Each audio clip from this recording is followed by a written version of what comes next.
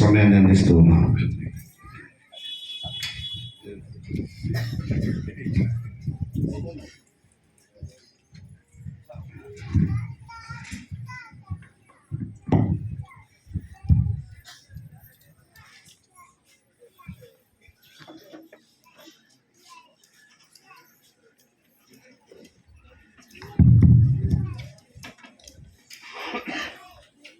మొదటిగా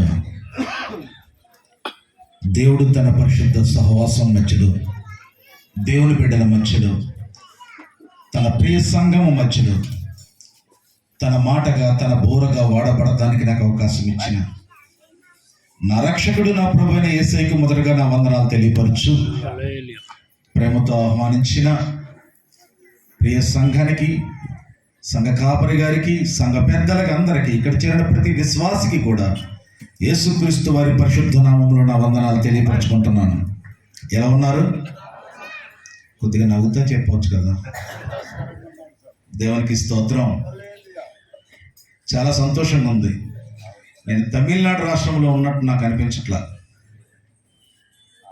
నా తెలుగు రాష్ట్రంలోనే, తెలుగు బిడ్డల మధ్యలోనే ఈ సంక్రాంతి, ఈ యొక్క క్రిస్టమస్ పండగని సంతోషముగా, ఆనందంగా జరుపుకోవడానికి దేవుడు నాకు కృప చూపించారు.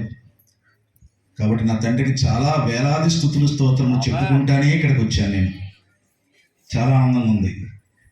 ముఖ్యంగా ఆహ్వానించిన విధానాన్ని బట్టి ఇసాక్ బ్రదర్కి కంటిన్యూ నాకు ఫాలో అప్ చేస్తూనే ఉన్నారు. అయ్యా, ఏమాత్రం ఇబ్బంది పడతానేమో, ఏ ఇబ్బందిలో ఉంటానేమో అని కంటిన్యూగా ప్రతిరోజు కూడా పలకరిస్తూ, అంటే ఆయన ఒక్కరు కాదు, మీ అందరి తరపున ఆయన తన ప్రేమను చూపిస్తూనే ఉన్నారు నాకు. దేవునికి స్తోత్రం. మీ అందరికీ కూడా క్రిస్మస్ శుభాకాంక్షలు తెలియజేసుకుంటూ, ఈరోజు మూలవాక్యం చదువుకుంటున్నప్పుడు కొందరు మొహాలు నేను చూశాను. గొర్రెల కాపుర్ల గురించో, జ్ఞానుల గురించో చదివించకుండా ఎక్కడో పిలాతు దగ్గర నిలబడిన యేసుక్రీస్తు చెప్పిన మాట చదివిస్తున్నారు. ఇది క్రిస్టమస్ మెసేజ్ ఎలాగిస్తారేమో అనిపించినట్లు కొన్ని క్వశ్చన్ మార్క్ మొహాలు నేను చూశాను. ఈరోజు వాక్యం అదే. మనకి వాక్యం ప్రారంభించడానికి ముందు ఒక ప్రశ్న నేను మిమ్మల్ని అడగదలిచాను. జవాబు మీ దగ్గర నుంచి నాకు రావాలి. యేసుక్రీస్తు వారు పుట్టారా, వచ్చారా? యేసుక్రీస్తు వారు పుట్టారా, వచ్చారా?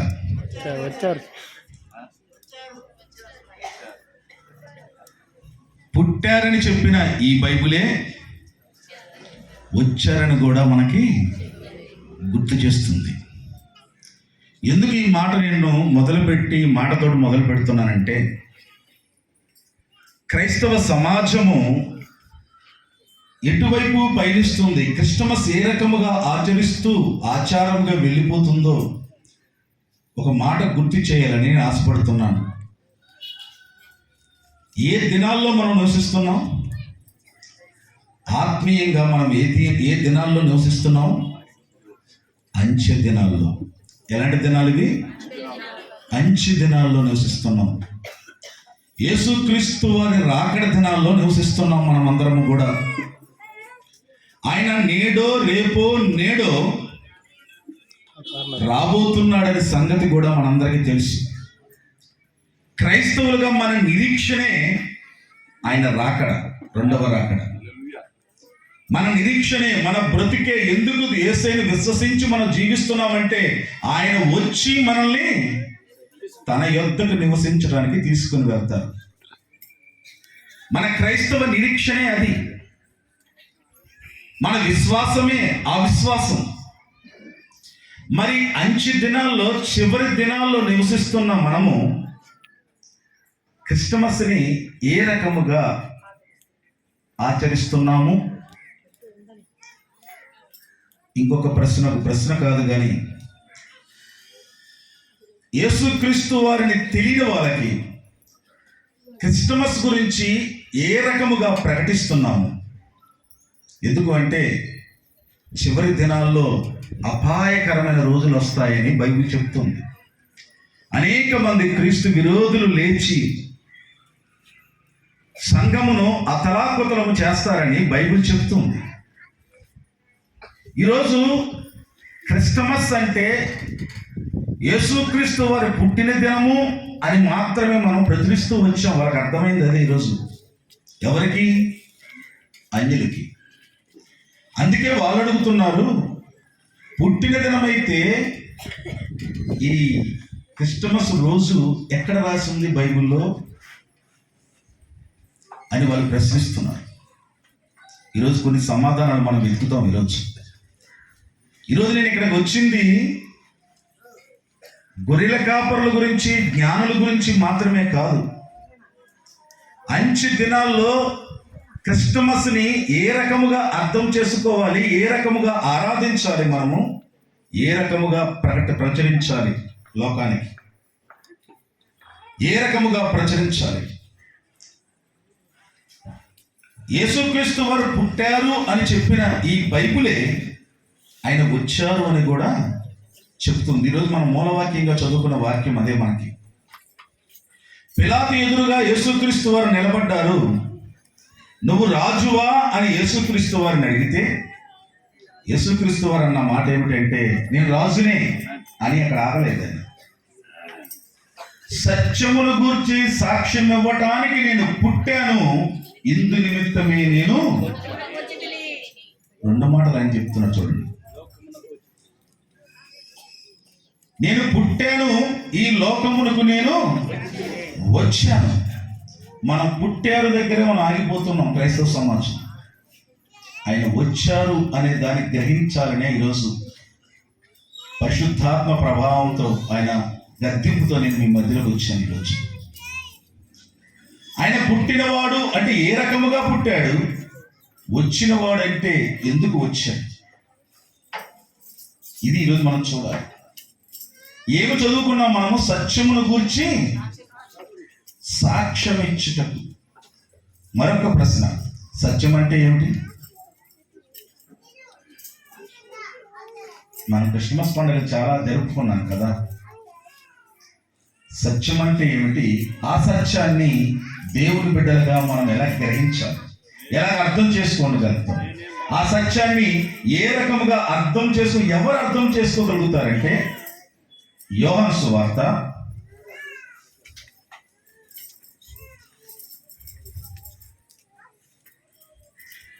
9వ అధ్యాయము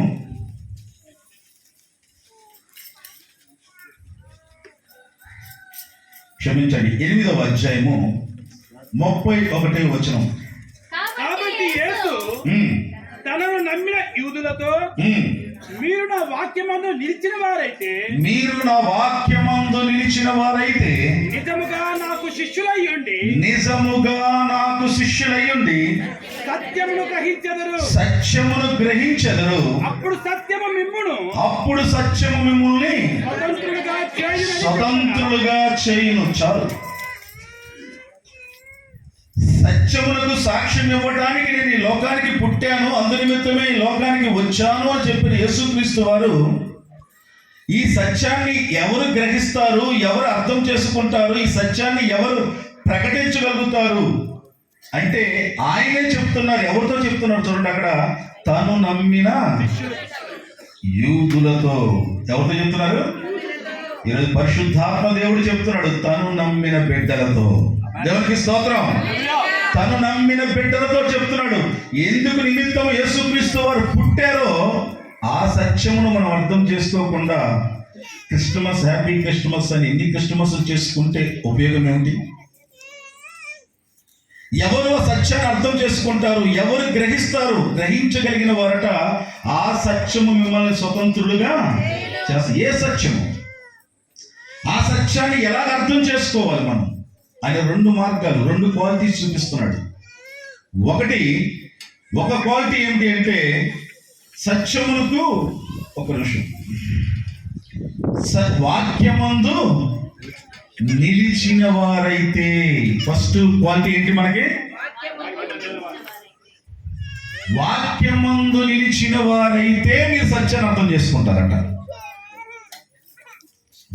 నిలబడ్డం అంటే వాక్యం మీద నిలబడడం అంటే, యేసుక్రీస్తు వారు ఒకసారి వాక్యం చెప్తూ ఉంటే తల్లి అయిన మరియ ఆయన సోదరులు వచ్చారట. స్థలము లేనందున బయట నిలబడితే ఎవరో చెప్పారు, అయ్యా మీ తల్లి మీ సోదరులు మీ సోదరిమణులు వచ్చారయ్యా అంటే ప్రభు అన్న మాట ఒకసారి జ్ఞాపకం చేసుకుందాం. ఏమన్నారైనా? ఎవరు నా తల్లి, ఎవరు నా సోదరుడు? ఎవరైతే నా వాక్యమును గ్రహిస్తారో వారే నా తల్లి, నా సోదరులు వాళ్ళే, నా కుటుంబము వాళ్ళే. ఈరోజు నా మినిస్ట్రీస్ పేరు జీసస్ ఫ్యామిలీ మినిస్ట్రీస్, యేసయ్య కుటుంబ పరిచర్య. ఎవరు యేసయ్య కుటుంబం అంటే వాక్యమును గ్రహించిన వారు, వాక్యమందు నిలిచిన వారు మాత్రమే, వాళ్ళు మాత్రమే. మరి నా ప్రియ సహోదరి సహోదరుడా, నువ్వు సత్యాన్ని గ్రహించాలి అంటే వాక్యమందు నిలిచే స్వభావాన్ని కలిగి ఉన్నావా? నిలబడ్డం అంటే ఒకసారి ఒక సహోదరి ఇంటికి వెళ్ళాను ప్రార్థన చేయడానికి. ఆ తల్లి చెప్తుంది, మా పెద్దోడు మాట అంటాడు కానీ మా చిన్నోడు అసలు మాట ఏంటండి. ఇంకో తల్లి చెప్తుంది, మా అమ్మాయి అసలు మాట ఏందండి. మాట వినడం అంటే చెవుడా వాళ్ళకి? మాట విన చిన్న బిడ్డ మాట వినదు అంటే చెవుడా? కాదు కదా. మాట వినడం అంటే అర్థం ఏంటి? మాట విని దాని ప్రకారం ప్రవర్తించడమే మాట వినడం. వాక్యాన్ని గ్రహించడం అంటే వాక్యం వినేసి వాక్యం మాకు అప్పచెప్పడమే. వాక్యం గురించి మనకు అర్థమైంది. వాక్యం విని వాక్యం అప్పచెప్తే వాక్యం వచ్చినట్ల కాదుగా. ఆ వాక్య ప్రకారం జీవిస్తేనే సత్యాన్ని గ్రహించగలుగుతాం, సత్యమందు నిలబడగలుగుతాం, సత్య మార్గంలో నడవగలుగుతాం. నేనే మార్గము, నేనే సత్యము, నేనే జీవమైన చేసి చెప్పిన యేసయ్య చెయ్యి పట్టుకుని నడిపిస్తాడు దాన్ని. దేవునికి స్తోత్రం. ఆలోచించు, ఎవరు సత్యాన్ని గ్రహిస్తారట? వాక్యమందు నిలిచిన వారైతే. రెండోది, నిజముగా అంటే అబద్ధమైన శిష్యులు కూడా ఉన్నారన్నమాట ఇక్కడ. నిజముగా అనే పదాన్ని ఎందుకు ఉపయోగించాడు ఆయన? శిష్యులు అనేకులు ఉన్నారు, యేసయ్యని వెంబడించిన వాళ్ళు అనేకులు ఉన్నారు. యేసయ్య చెప్తున్నాడట, నా శరీరము తిని రక్తము త్రాగితే మీరు నిత్య జీవానికి వెళ్తారు, ఆ రెండు చేయకపోతే మీరు వెళ్ళరని చెప్తుంటే ఆ శిష్యులకు అనేక మందికి అర్థం కాలేదట. ఈయనంటే శరీరం తినమంటున్నాడు, రక్తం తాగమంటున్నాడు అని అర్థము చేసుకోక, దేవుని యొక్క మాటని అర్థము చేసుకోక శిష్యులందరూ కూడా వెనక్కి వెళ్ళిపోయారట. యోహాను సువార్త 6:66 అప్పటి నుండి ఆయన శిష్యులలో అనేకులు వెనక తీసి మరి ఎన్నడూ ఆయనను వెంబడింపలేదు. ఎవరంటమో వాళ్ళు? శిష్యులు. ఎవరు వాళ్ళు? శిష్యులు. యేసయ్య చెప్పిన మాట అర్థం చేసుకోలేక, అనేక మంది అర్థం చేసుకోలేక వెనుతిరిగిపోయారట. ఇక ఎన్నడూ కూడా వాళ్ళు యేసయ్య దగ్గరికి వెంబడింపలేదు. శిష్యులు. అందుకే ఆయన ఇక్కడ చెప్తున్నాడు, ఏం చెప్తున్నారు? నిజముగా నా శిష్యులైతే మీరు సత్యాన్ని గ్రహిస్తారు. నిజముగా నా శిష్యులు. ఏం చేస్తారు శిష్యులు? గురువు ఏం చెప్పాడో శిష్యుడు అది చేస్తాడు. గురువు ఏమి బోధించాడో శిష్యుడు అది బోధిస్తాడు. గురువు ఏమి చేయమన్నాడో అదే చేస్తాడు శిష్యుడు. ఇంకొకడు కూడా ఎవరు కూడా ఏమీ కూడా చేయరు. అందుకే సత్యాన్ని గ్రహించాలంటే, సత్య ప్రకారం జీవించాలంటే యేసుక్రీస్తు వారు ఎందుకు వచ్చారంటే సత్యములకు సాక్ష్యం అవ్వడానికి నేను పుట్టాను అంటున్నాడు ఆయన. ఆయన పుట్టుకను అర్థం చేసుకున్న వాళ్ళు ఏం చేస్తారట? వాక్యం ముందు నిలబడతారట. రెండవది, నిజముగా ఆయన శిష్యులై ఉంటారట. నా ప్రియ ఉంటారట. ఈరోజు క్రిస్మస్ పర్వదినాన నా ప్రియ సహోదరి సహోదరుడా, పరిశుద్ధాత్మ దేవుడు మిమ్మల్ని అడుగుతున్నాడు, నిజంగా మీరు సత్యాన్ని గ్రహించి ఆయన నిజమైన శిష్యులుగా మీరు ఉంటున్నారా? వాక్యమందు నిలిచే స్వభావం కలిగి ఉంటున్నారా? ఎందుకంటే గుర్తుంచుకోండి, ఇవి చివరి దినాలు, అంచె దినాలు. ఏ రకంగా క్రిస్మస్ అయిపోయిందో తెలుసా మనకి? ఒక చెట్టు, ఒక చుక్క, ఒక తాత, ఒక కేకు ముక్క, చివరిలో ఒక మాసం ముక్క. అయిపోయింది క్రిస్మస్. క్రైస్తవ సమాజంలో అనేకులు క్రిస్టమస్ ఏ రకంగా చేసుకుంటున్నారు తెలుసా? ఒక చెట్టు, ఏ చెట్టు అది? ఒక చుక్క, ఒక తాత, ఒక కేకు ముక్క, చివరిలో ఒకటి, అయిపోయింది క్రిస్మస్. ఇదే క్రిస్మస్ అనేక మందికి. ఆయన ఎందుకు పుట్టాడో, ఆయన పుట్టిన సత్యాన్ని గ్రహించి సత్య మార్గంలో జీవించడమే ఆయన పుట్టుక యొక్క మర్మాన్ని మనం అర్థం చేసుకొని ప్రకటించేవారం అవడం. అంతేగాని ఆయన పుట్టారు దగ్గరే, కరుణామణి సినిమా దగ్గర అయిపోతున్నాం మనం. యేసుక్రీస్తు వారు ఎవరంటే 2024 సంవత్సరం నుంచి మాత్రమే ఉన్నవారుగా మనకు అర్థమవుతుంది. మనందరికీ తెలిసిన ఒక వాక్యం మీకు చూపిస్తాను. మీకా గ్రంథము 5వ అధ్యాయము 2వ వచనం. బెత్లెహేము, ఎఫ్రాతా, యూదా వారి కుటుంబములలో నీవు స్వల్ప గ్రామమైనను నా కొరకు ఇశ్రాయేలును ఏలబోవాడు నీలో నుండి వచ్చును. పురాతన కాలం మొదలుకొని శాశ్వత కాలము ఆయన ప్రత్యక్షమగుచుండెను. చాలు. ఈ వాక్యం తెలియని వారు ఉన్నారా క్రిస్మస్ రోజున? సాధ్యం అందుకుంటారు. యేసుక్రీస్తు వారి పుట్టక ముందే కొన్ని వందల సంవత్సరాల క్రితం మీకా ప్రవక్త చెప్తున్నాడు, యేసుక్రీస్తు వారు ఎక్కడ పుడతారంటే, బెత్లెహేమా ఎఫ్రాతా, నువ్వు చిన్న గ్రామమైనను ఇశ్రాయేలును పాలించువాడు, ఏలువాడు నీలో నుంచే పుడతాడు. ఆయన ఎవరో తెలుసా? ఎవరైనా ఆయన ఎగ్జిస్టింగ్ గురించి చెప్తున్నాడు. ఆయన ఎవరో చెప్తున్నాడు, పురాతన కాలము మొదలుకొని శాశ్వత కాలం వరకు ఉండేవాడైనా. దేవునికి స్తోత్రం. ఎవరు యేసుక్రీస్తు అంటే 2024 సంవత్సరాల క్రితము చిన్న బాలుడుగా పొత్తి గుడ్డలతో చుట్టబడి జోల పాటలు పాడే స్థితి కాదు మంది ఇప్పుడు. ఎవరు యేసుక్రీస్తు అంటే చివరి దినాలను అర్థం చేసుకో, పురాతన కాలము మొదలుకొని శాశ్వత కాలం వరకు ఉండే దేవుడైనా. కానీ మనం ఏం చేస్తున్నాం తెలుసా? ఆయన పుట్టాడనేసరికి జోలపాటలు నేర్చేసుకుంటున్నాం. రాసేవాళ్ళేమో అద్భుతమైన జోలపాటలు రాసేస్తున్నారు, అద్భుత సంగీత సాహిత్యాలతో పాటలు కూరుస్తున్నారు, అది పాడేస్తున్నాం. నిద్రపో జోలాలి అని పాడేస్తున్నాం. వేసైకి సత్యం తెలుసా? ఆయన కొనకుడు నిద్రపోడు. కొనకుడు నిద్రపోని దేవుడికి మన జోలపాటలు పాడుతుంది క్రైస్తవ సమాజం ఈరోజు. సత్యం ఎక్కడ ఉంది ఇందులో? ఆయన కొడుకుడు నిద్రపోడు. ఆయన అటువంటి దేవుడికి జోల పాటలు పాడి నిద్రపుచ్చాలని క్రైస్తవ సమాజం నేర్చుకుంటుంది క్రిస్మస్ రోజు. కొన్ని వందల సంవత్సరాల క్రితం మీకా ప్రవక్త చెప్తున్నాడు, ఈ బెత్లెహేములో పుడతాడు, ఇశ్రాయేలుని ఏలే రాజు వస్తాడు. కానీ ఎక్కడి నుంచి వస్తాడు? ఆయన ఎలాంటి దేవుడో తెలుసా?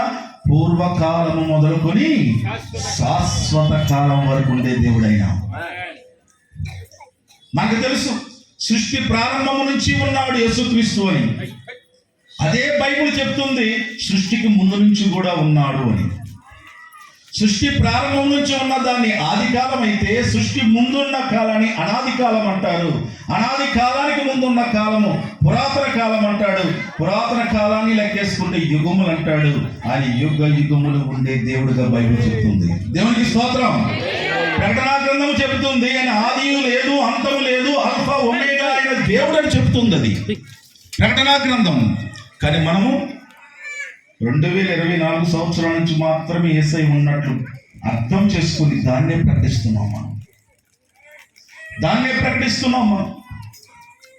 మనం యేసుక్రీస్తు వారిని ఎంత అర్థం చేసుకుంటున్నామంటే 2024 సంవత్సరం క్రితం నుంచే పుట్టాడని. ఎందుకు? ఆయన పుట్టాడని మాత్రమే మనం అర్థం చేసుకుంటాం. కానీ గుర్తుంచుకున్న ప్రియ సోదరీశ్వరుడా, ఆయన వచ్చాడు. ఆయన భూమి మీదకి వచ్చాడు, లోకానికి వచ్చినవాడు ఆయన. ఇంకా 2-3 మాటలు చూద్దాం. హెబ్రీయులకు రాసిన పత్రిక 10వ అధ్యాయము 5వ వచనం.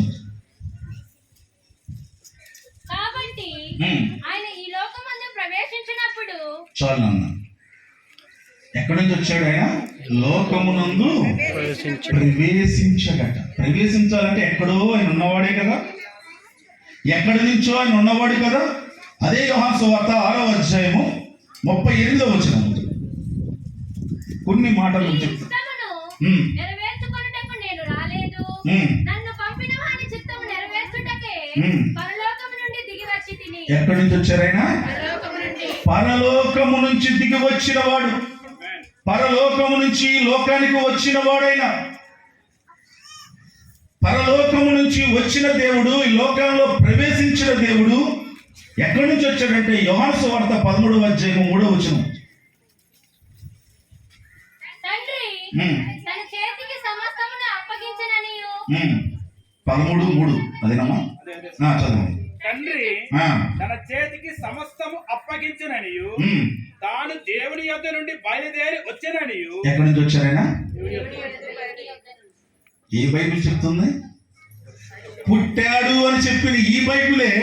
ఆయన పుట్టాడు అంటే అప్పుడే కొత్తగా పుట్టిన వ్యక్తి కాదు ఆయన. ఆయన పరలోకము నుంచి వచ్చిన వాడు, లోకములో ప్రవేశించిన వాడు, దేవుని యొద్ద నుంచి వచ్చిన వాడు. ఆయన క్రిస్టమస్ రోజు నుంచి అర్థం చేసుకో, ఆయన ఎవరు అర్థం చేసుకో. పురాతన కాలం నుంచి శాశ్వత కాలం వరకు ఉండే దేవుడు శరీరధారి అయి లోకానికి వచ్చాడు. ఆయన దాన్ని పురస్కరించుకొని క్రిస్టమస్ అంటే అర్థం ఏంటి? Christ mass. క్రిస్టమస్ అంటే అర్థం ఏంటి? Christ mass. పుట్టినరోజున ఎక్కడ ఉందో అక్కడ అసలు క్రీస్తుని ఆరాధించడం. ఎందుకు ఆరాధిస్తున్నామంటే నా గురించి తండ్రి యొద్ద నుంచి వచ్చాడు, పరలోకము నుంచి వచ్చాడు, నా గురించి నా పాపములు విమోచన చేయడానికి, నన్ను రక్షించడానికి, నన్ను పరలోకము చేర్చడానికి శరీరధారిగా ఈ లోకానికి వచ్చిన సందర్భాన్ని జ్ఞాపకం చేసుకొని ఆయన ఆరాధించడమే క్రిస్టమస్. దేవునికి స్తోత్రం. సౌండ్ రాట్లా? ఆకలేస్తుందా? ఆలోచించిన ప్రియ సోదరి సోదరుడా, ఈ రోజు నుంచి యేసు క్రీస్తు వారి విషయంలో నీ దృక్పథం మారాలి, నీ ఆలోచన మారాలి.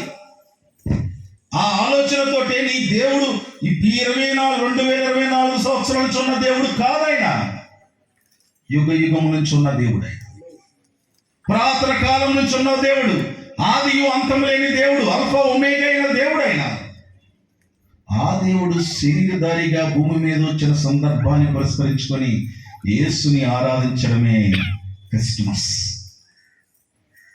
క్రిస్టమస్ ఎందుకు?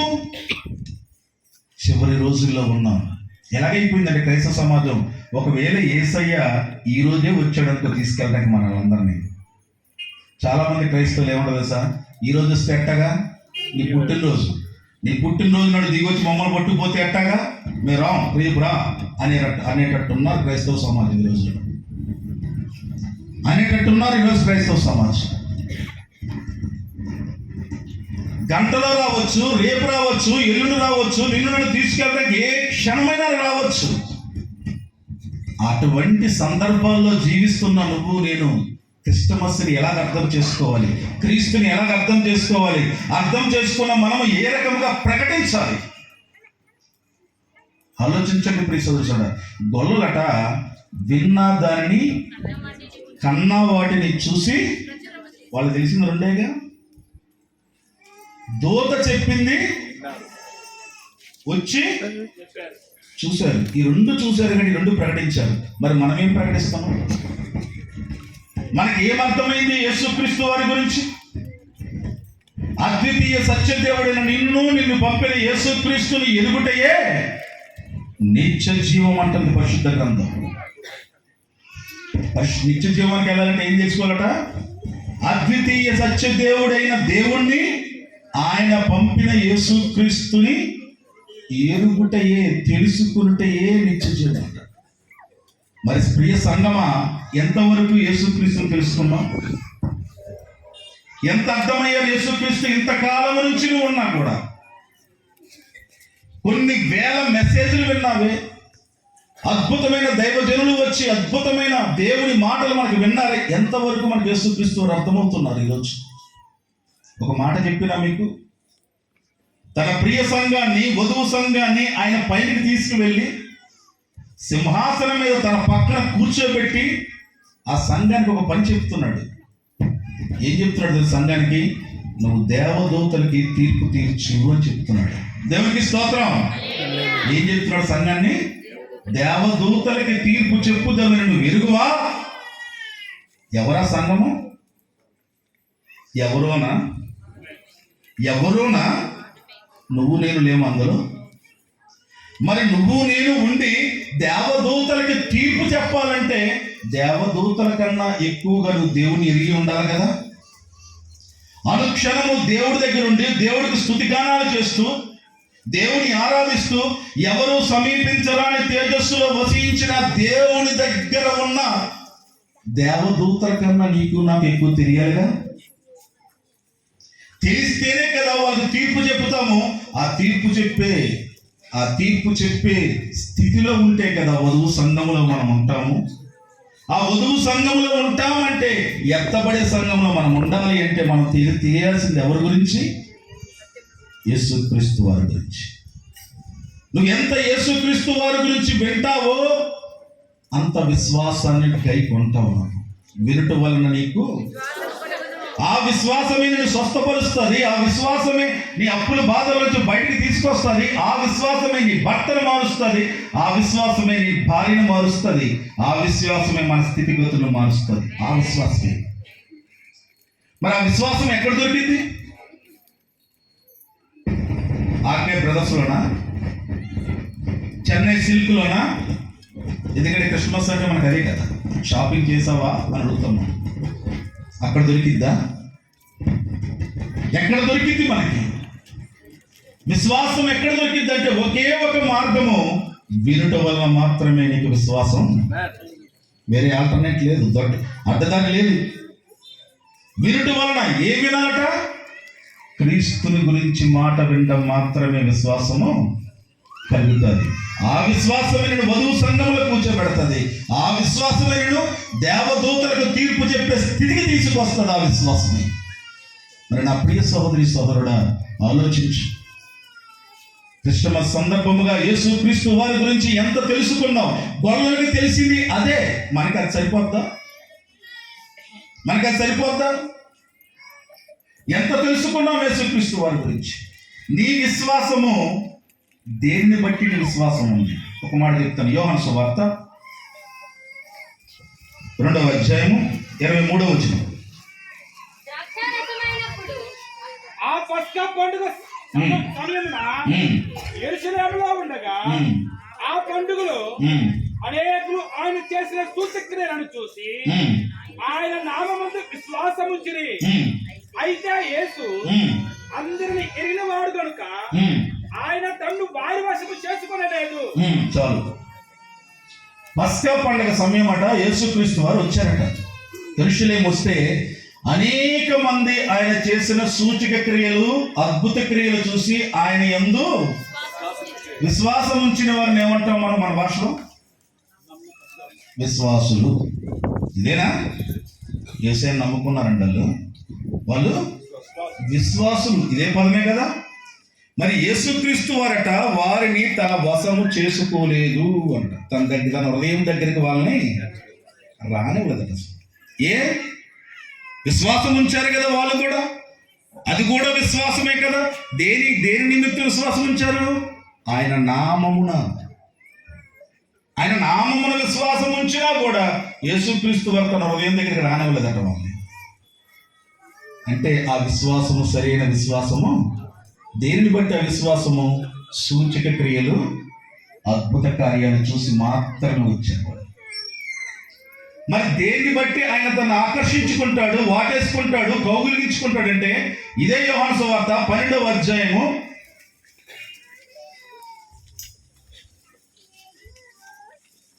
12వ అధ్యాయము 32వ వచనం. 32, 33. అందరినీ నా యొద్దకు ఆకర్షించుకొనుమని చెప్పాను. తాను ఏ విధముగా మరణం పొందవలసి ఉండెనో సూచించుచు ఆయన ఈ మాట చెప్పాను. ఎవరిని ఆకర్షించుకుంటాడమ్మా ఆయన? భూమి మీద నుంచి లేపబడిన స్థితిని చూసి ఎవరైతే నా యొద్దకు వస్తారో వారిని నేను వాళ్ళని వాటేసుకుంటా, వాళ్ళని కౌగులించుకుంటా, నా హృదయంలో స్థానం ఇస్తా. వీళ్ళు విశ్వాసులే, వాళ్ళు విశ్వాసులే. వాళ్ళు వద్దన్నాడు, నేను వాటేసుకుంటానన్నాడు. ఇందులో మనం ఏ విశ్వాసంలో ఉన్నాం? ఆయన చేసిన సూచక క్రియలు, అద్భుత క్రియలు చూసి విశ్వాసులను అయ్యావా మనము? లేదు, కల్వరిలో ఆయన లేపబడిన స్థితి చూసి, ఆ రక్తము చూసి, ఆయన పొందిన మరణము చూసి, తిన్న కొరడా దెబ్బలు చూసి నువ్వు విశ్వాసమయ్యావా? సూచక క్రియలు చూసి విశ్వాసమయ్యావా? ఆలోచించిన ప్రియ సోదరుడా, యేసుక్రీస్తు వారి గురించి ఎంత తెలుసు నీకు? నీ విశ్వాసము దేనిని బట్టి? సరే, ఇప్పుడు 2-3 మాటలు చెప్తాను ఎందుకు ఆయన దిగి రావాల్సి వచ్చిందో. ఇంతవరకు మన స్థితి గురించి చెప్పాను, ఆయన ఎందుకు దిగి రావాల్సిందో ఒక 2-3 పాయింట్లు మీకు చెప్పి నేను ముగించడానికి ప్రయత్నిస్తాను. యోహాను సువార్త ఎందుకు వచ్చారు ఈ లోకానికి? 1వ అధ్యాయము 14 మరియు 18 మనకు తెలిసిన వచనాలే. ఆ వాక్యము శరీరధారి అయి కృపా సత్య సంపూర్ణుడుగా మన మధ్య నివసించును. తండ్రి వలన కలిగిన అద్వితీయ కుమారుని మహిమ వలె మనము ఆయన మహిమను కనుగొంటిమి. దేవునికి స్తోత్రం. 18వ వచనం. ఎవడను ఎప్పుడైనను దేవుని చూడలేదు, తండ్రి రమ్మునన్న అద్వితీయ కుమారుడే ఆయనను బయలుపరిచెను. దేవునికి స్తోత్రం.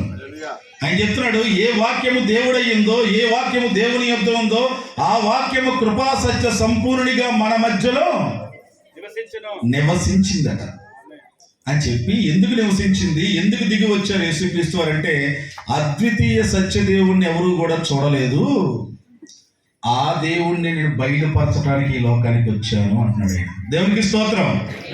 దేవుణ్ణి బయలుపరచటానికి అంటే అర్థం ఏంటి?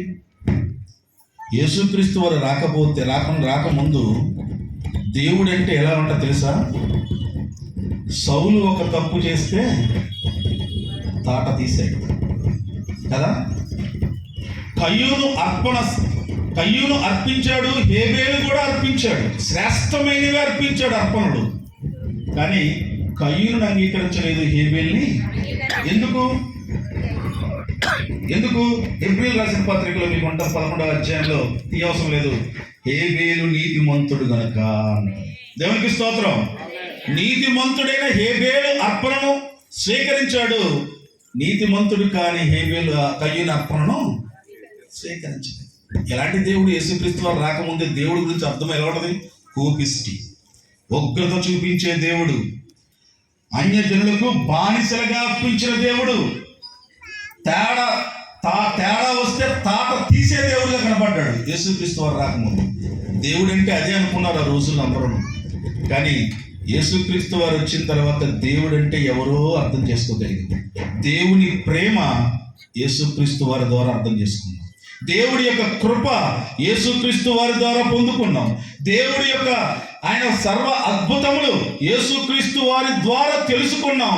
ఇప్పటికి కూడా తెలుసుకుంటూనే ఉన్నాం. దేవుడి ప్రేమ ఎంత ప్రేమ అంటే, మనల్ని ఎంత ప్రేమగా ప్రేమించాడు. యేసుక్రీస్తు వారిని మన కోసం బలి ఇవ్వడానికి కూడా మీరు తెలియలేదు. దేవునికి స్తోత్రం. యేసుక్రీస్తు వారిని నేను చెప్తున్నాడు, నా తండ్రిని నేను బయలుపరచడానికి ఈ లోకానికి నేను వచ్చాను. నువ్వు దేవుడి గురించి అర్థం చేసుకోవాలన్నా, దేవుడు నీకు అర్థం అవ్వాలన్నా, దేవుడు ఎవరో తెలుసుకోవాలన్నా, ఆయన గుణగణాలు ఏమిటో తెలుసుకోవాలన్నా, ఆయన దేనికి ఆశీర్వాదాలు ఇస్తాడో, దేన్ని నిరీక్షిస్తాడో, దేన్ని వ్యతిరేకిస్తాడో, దేన్ని కోపపడతాడో నీకు అర్థం అవ్వాలంటే యేసుక్రీస్తు వారి గురించి నీకు అర్థం అవ్వాలి. యేసుక్రీస్తు వారి గురించి అర్థం అవ్వకుండా దేవుడు, తండ్రి అయిన దేవుడు నీకు అర్థం కాదు. ఎందుకు మనం ప్రార్థనలు ఎవరికి చేస్తాం? యేసుక్రీస్తు వారి నామములో తండ్రి అయిన దేవునికి చేస్తాం. యేసుక్రీస్తు వారి నామములో ఏదడిగినా మనకి అనుగ్రహించబడుతుంది. ఎందుకు భూలోకానికి వచ్చారు? తండ్రిని బయలుపరచడానికి, తండ్రి ఎవరో అర్థం చేసుకోవడానికి. కాబట్టి ఆయన లోకానికి బయలుదేరి వచ్చారు. ఇంకో మాట 17వ అధ్యాయం 6వ వచనం యోహాను సువార్త.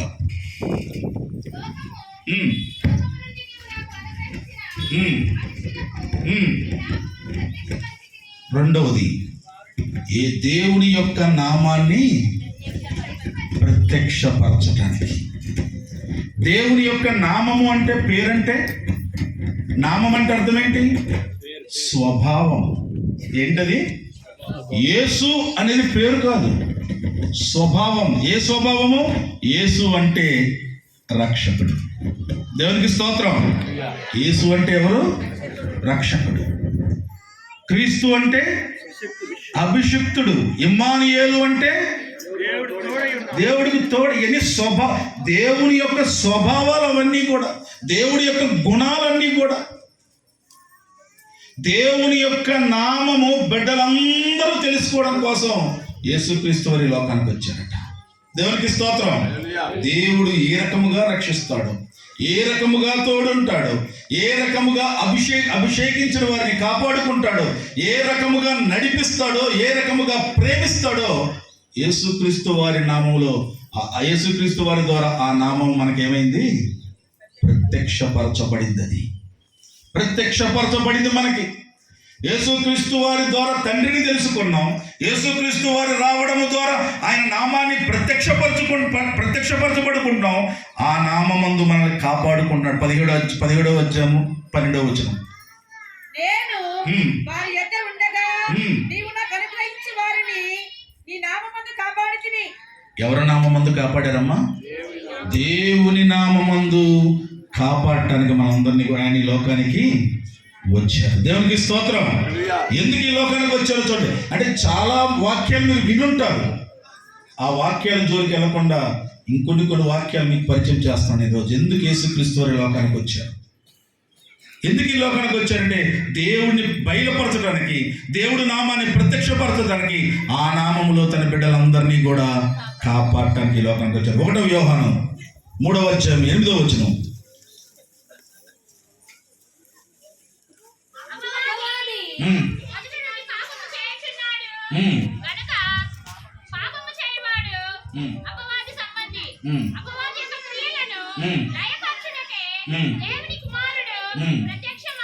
దేవునికి స్తోత్రం. దేవునికి స్తోత్రం. నిద్రపోతున్న వాళ్ళు అందరూ చెప్పండి దేవునికి స్తోత్రం. నా మాటలు, దేవుని మాటలు చాలా జాగ్రత్తగా వింటున్నారు, గైకోనండి. దేవునికి స్తోత్రం.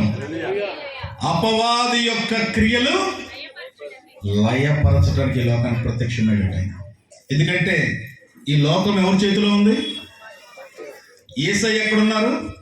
ఈ లోకంలో. ఈ లోకంలో యేసయ్య నివసించి సంచరించే ప్రాంతం ఏది? అపవాది ఉండే ప్రాంతం ఏది? ప్రకటన గ్రంథము 2వ అధ్యాయము 1వ వచనం.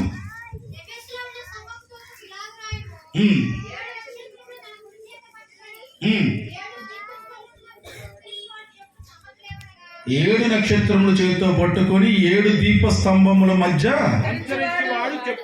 సంచరించే దేవుడు ఆయన. నక్షత్రములంటే 1వ అధ్యాయము చివరి వచనములో చివరి మాటలు.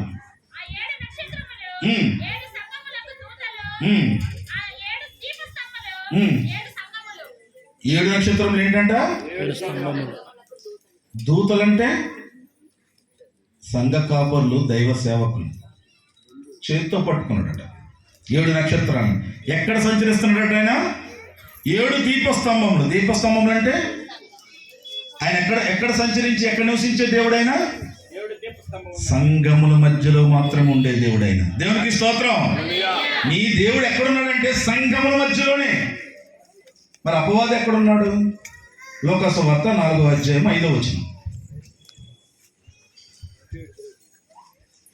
అప్పుడు అపవాది ఆయనను తీసుకొని పోయి భూలోక రాజ్యములన్నిటిని ఒక నిమిషములో ఆయనకు చూపించి, ఈ అంధకారమంతయు నీ రాజ్యములను మహిమయు నీకు ఇత్తును, అది నీకు అప్పగింపబడి ఉన్నది. నీకా నాకా? అప్పగింపబడి ఉన్నది. రైట్. దేవునికి స్తోత్రం. ఈ మాట మనకు తెలుసు. యేసయ్యను అపవాది తీసుకెళ్ళి ఏం చెప్తున్నాడు? ఈ లోకమంతయు, ఈ లోక రాజ్యాలన్నీయు, ఆ రాజ్యాలు మీద ఉన్న అధికారం అన్నీయు నావి. ఎవరు చెప్తున్నాడు? అపవాది చెప్తున్నాడు. ఈ లోకమంతయు, లోక రాజ్యాలన్నీయు, లోక అధికారాలన్నీయు. అధికారం అంటే ప్రభుత్వాలు, రాజకీయ నాయకులు, ప్రభుత్వాలు. ఇవన్నీ ఎవరు చెప్తున్నాడు? ఇవన్నీ నావి. నువ్వు నా దగ్గర నా కాలు మొక్కితే నేను నీకు అవన్నీ కూడా. కాబట్టి సాతాను ఎక్కడ సంచరిస్తాడు? లోకములో. యేసయ్య ఎక్కడున్నారు?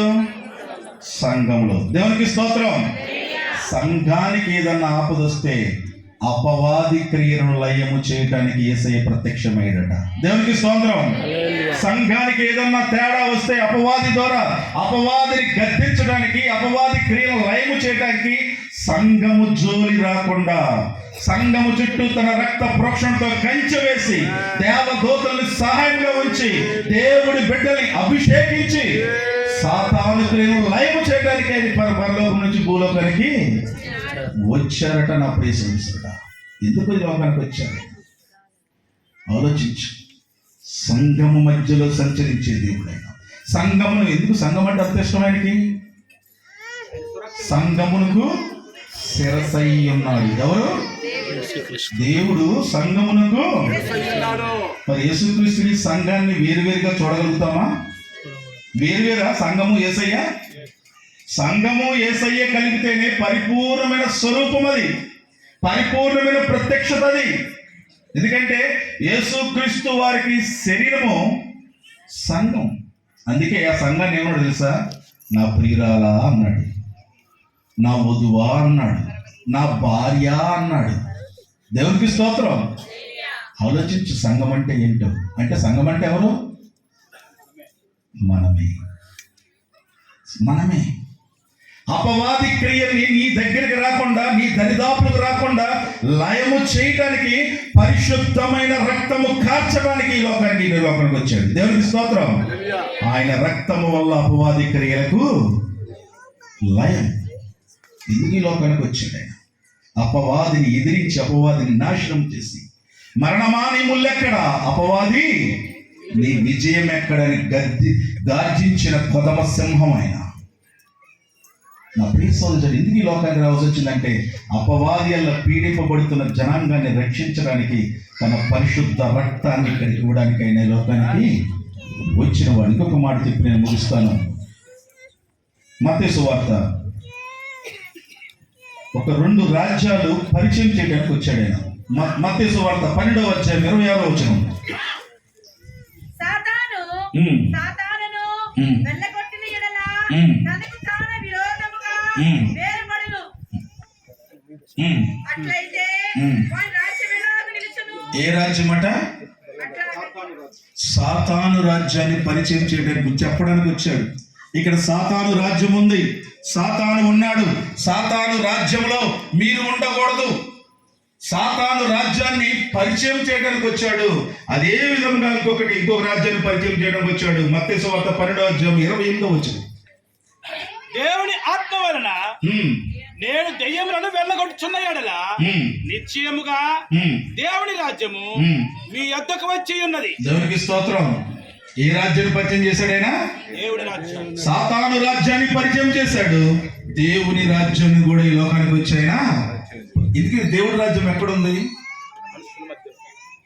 లోకాసు వార్త 17వ అధ్యాయము 20-21.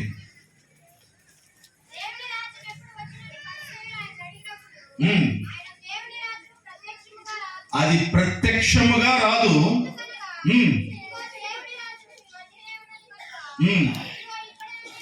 దేవునికి స్తోత్రం. ఎక్కడుందట దేవుని రాజ్యం? ప్రత్యక్షంగా లేదంట. ప్రత్యక్షం అంటే అర్థం ఏంటి? తమిళనాడు ఒక రాజ్యం, ఆంధ్ర ఒక రాజ్యం, ఇండియా ఒక రాజ్యం, ఇజ్రాయేల్ ఒక రాజ్యం, అమెరికా, ఇవన్నీ ప్రత్యక్ష రాజ్యాలు. దేవుని రాజ్యం ప్రత్యక్షముగా రాదు. ఎక్కడుంది దేవుని రాజ్యం అంటే దేవుని బిడ్డల మధ్యలో ఉంది. దేవునికి స్తోత్రం. దేవుని బిడ్డల మధ్యలో ఉంది. ఆ దేవుని రాజ్యాన్ని ఈ లోకానికి పరిచయం చేయడానికి, సాతాను రాజ్యము కూడా ఉంది అని హెచ్చరించడానికి ఆయన ఈ లోకానికి వచ్చాడు.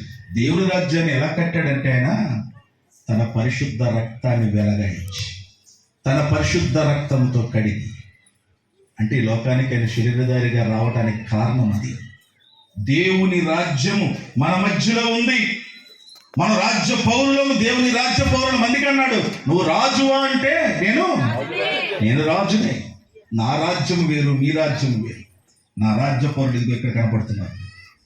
ఆయన రక్తంతో కడగబడ్డారు. ఎలా కడగబడ్డారంటే, నేను మొదటి రాకడలో శరీరధారిగా ఈ లోకానికి వచ్చాను, నా బిడ్డల కోసం రక్తం చిందించాను, నా బిడ్డల కోసం కలవరిలో మహాయాగం అయ్యాను. నా బిడ్డల కోసము నేను వారికి మరొక జీవితం, మరొక జన్మ ఇచ్చాను. నేను పునరుత్థానమయ్యేలాగున నన్ను విశ్వసించిన వారు, నా రక్తంతో కడిగిన ప్రతి బిడ్డ కూడా నాతో పాటు పరలోకానికి వచ్చేటట్లు చేశాను. ఎందుకు ఈ లోకానికి రావాల్సి వచ్చింది? చివరి వాక్యం చెప్పి నేను ముగిస్తున్నాను. 1 యోహాను 4:10. దేవుని ప్రేమించుటమని కాదు, తానే మనలను ప్రేమించి మన పాపములకు ప్రాయచిత్తమై ఉండుటకు తన కుమారుని పంపెను. ఏముందట? ప్రేమ ఉందట. తన కుమారుని పంపాడట ఈ లోకానికి. దేనికోసం అట? పాపములకు ప్రాయచిత్తము. ప్రాయచిత్తము. నా ప్రియసుడు, ఆలోచించు. ఆయన ఎందుకు ఈ లోకానికి వచ్చాడో? పాపములకు ప్రాయచిత్తం చేయడానికి వచ్చాడు. ఇందులో ప్రేమ ఉంది. 2 మాటలు ఉన్నాయి. మరి ఆయన వచ్చిన కార్యము నీ ద్వారా నెరవేర్చబడిందా? క్రిస్మస్లో సందర్భంగా అడుగుతున్నాను. ఆయన ఈ లోకానికి వచ్చాడు అని ఆరాధించడానికి మనం ఇంతమంది కూడుకున్నాం ఇక్కడ. ఒక్కసారి నిన్ను పరిశీలించుకో. ఆయన వచ్చిన కార్యము నీ యందు నెరవేర్చబడిందా? నీ పాపములు కడిగి వేయబడ్డాయా?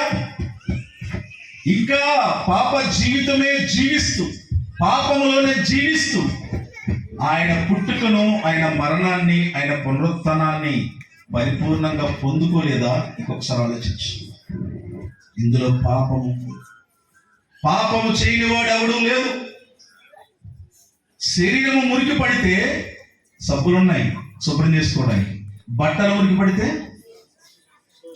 ఉన్నాయి కదా. ఇల్లు మురికి పడితే, బాత్రూములు మురికి పడితే, చెట్టులు ఏదో చెడపేడ వస్తే మందులు ఉన్నాయి. కానీ అప్పుడు గుర్తుంచుకో, నా శరీరమైనా, నా బట్టలైనా, నా ఇల్లైనా, నా బాత్రూమ్ అయినా, నేను వేసిన చెట్టు అయినా ఏదైనా నశించిపోయాయి. ఎంత శుభ్రం చేసినవి నశించిపోయే. ఈ లోకంలో నశించిపోనిది ఒక్కటి ఉంది. దేవుడు నీకు ఇచ్చిన జీవాత్మ. ఆ జీవాత్మ మళ్ళీ దేవుని దగ్గరికి వెళ్ళాలని ఆయన కోరిక. ఆయన పరిశుద్ధుడు కాబట్టి ఈ జీవాత్మ ఎలా ఉండాలి? మురికి పడకుండా ఉండాలి. మురికి పడని మానవుడు ఉన్నాడా? లేడు. ఆదాము అవ్వలు పాపం చేశారు. పొల్లటి మామిడి చెట్టుకి తీయటి మామిడికాయలు వస్తాయా? రావు. మరి ఆదాము అవ్వలకు పుట్టిన బిడ్డలు ఎవరు? పాపం చేసిన వాళ్ళే. వాళ్ళకు పుట్టిన వాళ్ళు, వాళ్ళకు పుట్టిన వాళ్ళు. మరి నువ్వు నేను కొత్తగా ఏమనుందో చెప్పడానికి ఇక్కడ ఏమనుందా? అందుకే దావీదు మహారాజు అన్నాడు, నేను పాపములోనే. మరి నువ్వు నేను గుర్తించగలుగుతున్నావా? నా సహోదరి సహోదరుడా, నువ్వు నేను పాపములోనే. జన్మ పాపం ఉంది మనకి. ఆ మరకలు కడుక్కోవద్దా? ఆ మరకలు కడుక్కోవద్దా? నీ ఆత్మకి ఇప్పుడు నీకు కట్టిన మన జీవన విధానమే పాప భరితం అయిపోయింది. సత్యము లేని జీవితం అయిపోయింది. మరి ఇన్ని మరకలున్న మన ఆత్మను శుభ్రం చేసుకోవాలంటే ఈ లోకానికి ఇవ్వబడిన వస్తువు ఏమైనా ఉందా? ఏ వస్తువుతో శుభ్రం చేస్తే ఈ మరకలు, ఈ పాపము పోతాయి? పరిశుద్ధుడైన యేసు క్రీస్తు రక్తము తప్ప ఈ లోకములో పాపములకు ప్రాయశ్చిత్తము చేసే పదార్థం ఏది కూడా లేదు. నా ప్రియ సోదరి సోదరుడా, ఏది కూడా లేదు. నమ్ముతున్నావా? నమ్మే బిడ్డవైతే ఆచరించి చూపించు, కైకొని చూపించు ఆ వాక్యాన్ని. ఆ పాపములు కడగడానికి యేసుక్రీస్తు రక్తము మాత్రమే. అది మామూలు రక్తమా? ఎప్పుడో 2000 సంవత్సరాల క్రితం కాచిన రక్తం అనుకుంటున్నావా? అది మానవులు కాచిన రక్తం అయితే ఎండిపోయేది. సజీవుడైన దేవుడు కాచిన రక్తం అది. పరిశుద్ధుడైన దేవుడు కాచిన రక్తం అది. ఆ రక్తము కార్చడానికి పరిశుద్ధుడిగా లోకానికి రావాల్సి వచ్చింది ఆయన. ఆ రక్తము మాత్రమే నీ మరకలు కడగడానికి ఉపయోగపడింది. ఆ దానితో కడిగితే తప్ప ఏ మానవుడి యొక్క పాపము శుభ్రపరచబడదు. నా ప్రియ సోదరుడా, శుభ్రపరచబడదు. ఆయన వచ్చాడు అంటున్నావు. ఆ వచ్చిన సంగతి గుర్తించుకో. నీ గురించి, నా గురించి. పాపములకు ప్రాయశ్చిత్తము చేయడానికి దేవుడు ఆయన లోకములకు పంపెను. ఎందుకు పంపాడు? పరిశుద్ధ రక్తం. నీకు స్వస్థత వస్తుందంటే, కరోనా దాడిన తర్వాత నువ్వు నేను బతుకున్నామంటే ఆయన పొందిన దెబ్బలు కాదా? ఆయన పొందిన దెబ్బల తర్వాత స్వస్థత కాదా? కరోనాకి గురై చనిపోయిన వాళ్ళు డబ్బు లేకుండా చనిపోయారా? ఎవరెందుకు? మన బాలసుబ్రహ్మణ్యం గారు డబ్బు లేక చనిపోయారు. ఆయన వైద్యం లేక చనిపోయారా? వైద్యంలో అత్యున్నతమైన మందులు లేకుండా చనిపోయారా? లేదు నా ప్రియ సోదరుడా, లేదు. ప్రభు యొక్క కృపను బట్టి ఇంకా నన్ను ప్రేమిస్తున్నాడు. నా బిడ్డ మళ్ళీ నా వైపు తిరిగి రావాలి. ఇదిగో ఈ క్రిస్మస్ సందర్భముగానైనా నేను ఎందుకు పుట్టానో, ఆ రక్తము చిందించడానికి పుట్టానని వాక్యము మరొకసారి గుర్తు చేసుకొని ఆ రక్తముతో తన పాపములు కడుక్కొని పరిశుద్ధముగా హ్యాపీ క్రిస్మస్ అని చెప్పాలి నా బిడ్డ ఆశపడుతున్నాడు యేసుక్రీస్తు వారి రోజు. ఆశపడుతున్నాడు. నీతోటే మాట్లాడుతున్నాడు నా ప్రియ సహోదరుడా, నీతోటే. ఆయన ఎందుకు వచ్చాడు? రక్తము కార్చడానికి, పరిశుద్ధ రక్తము ద్వారా నీ పాపములు కడిగి వేయడానికి, కల్వరి యాగము ద్వారా నీకు విమోచన కలగజేయడానికి, పొందిన దెబ్బల ద్వారా నీకు స్వస్థతనివ్వడానికి ఈ లోకానికి రావాల్సి వచ్చింది దేవాతి దేవుడై ఉంది. మనం ఎక్కడ ఆగిపోయామంటే పుట్టిన దగ్గర ఆగిపోయాం, జోలపాటలు పాడుతూ ఆగిపోయాం. అదే నేర్చుకున్నాము, అదే ప్రకటిస్తున్నాము లోకానికి. నా దేవుడు 2024 సంవత్సరాల నుంచి కాదు, యుగము నుంచి ఉన్న నా దేవుడు, ఆది అంతము లేని దేవుడని మనం ప్రకటించడానికి పోతున్నాం. లోకం ఏమంటుంది? 3 మేకులు పీక్కోలేని వాడు మిమ్మల్ని ఎలా రక్షిస్తాడని అడుగుతుంటే, ఆ 3 మేకులు పీక్కుంటే ఈ లోకములో రక్షణ లేదని ప్రకటించాలి మనం. ఎందుకు 3 మేకులు పీక్కోలేకపోయాడు? ఆలోచించు. కల్వరిలో మరణించడానికి వచ్చాడు ఆయన, రక్తము చిందించడానికి వచ్చాడు ఆయన, నిన్ను నన్ను బ్రతికించడానికి వచ్చాడు ఆయన. ఆలోచించిన ప్రియ సోదరుడా, ఎందుకు ఈ లోకానికి వచ్చాడు ఆయన? ఆయన వచ్చిన వాడు దేవుని యొద్ద నుంచి వచ్చినవాడు, ప్రణాళిక చొప్పున వచ్చినవాడు. ఆయన లేకపోతే, ఆయన పుట్టకపోతే, ఈ లోకానికి శరీరధారిగా రాకపోతే ఈ లోకానికి నాశనమే తప్ప ఈ లోకానికి రక్షణ లేదు. ఎందుకంటే లోకం అంతా కూడా ఎవరి చేతిలో ఉంది?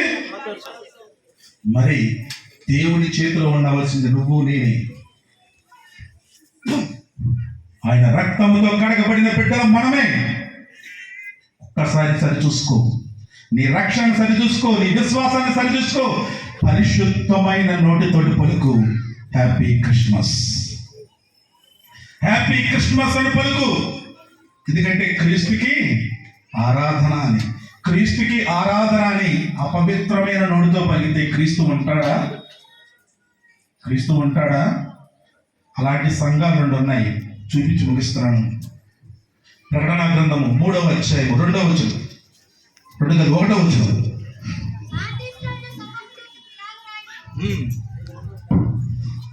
చదవమ్మా.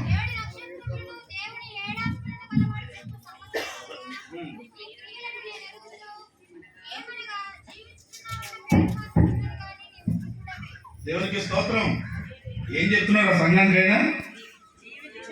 నీ క్రియలన్నీ నాకు తెలుసు, నువ్వు చేసే పనులన్నీ నాకు తెలుసు, నువ్వు చేసే ఆరాధనలన్నీ నాకు తెలుసు, నీ జీవితం అంతా నాకు తెలుసు. బ్రతికున్నావనే మాట గారు నువ్వు మృతుడవే. ఎవరితో చెప్తున్నాడు? సార్థి సంఘం చెప్తున్నాడు ఆ మాట. ఆ సంఘం ఎలా ఉందట? గొప్ప గొప్ప క్రియలు చేస్తుందట, కానీ ప్రభు క్రియలే మాత్రము. ఎందుకు? ఆయన రక్తంతో కడగబడిన సంఘం అది కాదు అని చెప్తున్నాడు.